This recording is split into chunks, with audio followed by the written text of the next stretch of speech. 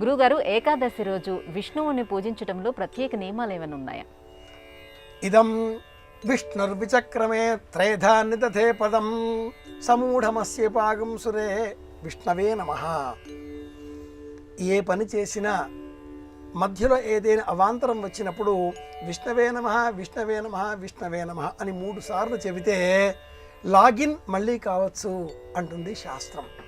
విష్ణవే నమః అనేటటువంటి శక్తి మనకు వచ్చేటటువంటి ఇచ్చేటటువంటి తిథి ఏకాదశి తిథి. ఏకాదశి నాడు విష్ణవే నమః అంటూ విష్ణువును స్మరిస్తే విశ్వవ్యాపకమైనటువంటి శక్తికే విష్ణువు అని పేరు. విశ్వవ్యాపకశీలత్వాత్ విష్ణురిత్యభిధీయతే అని వ్యుత్పత్తి. కనుక ఏకాదశి నాడు విష్ణవే నమః అంటూ యథాశక్తి జపం చేయాలి.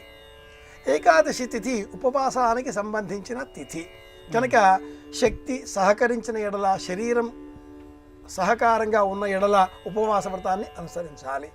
అలాగే తులసి దళం వేసిన నీరు స్వీకరించడం, మౌన వ్రతాన్ని పాటించడం, సాయంత్రం వేళ తప్పనిసరిగా విష్ణు సహస్రనామ స్తోత్రాన్ని పారాయణ చేయడం, ఎవరిని దూషించకపోవడం, రాత్రి నేలపైన చిరుచాప పరుచుకొని అధశయనం చేయడం, మౌనంగా కాలాన్ని దైవధ్యానంతో పూర్తి చేయడం, ఇలాంటి నియమాలు పాటించిన ఎడల విష్ణు సహస్రనామ స్తోత్రం స్మరించినా కూడా ఏకాదశి వ్రతాన్ని పాటించిన పుణ్య ఫలాన్ని, బలాన్ని మనం పెంచుకోగలుగుతాం.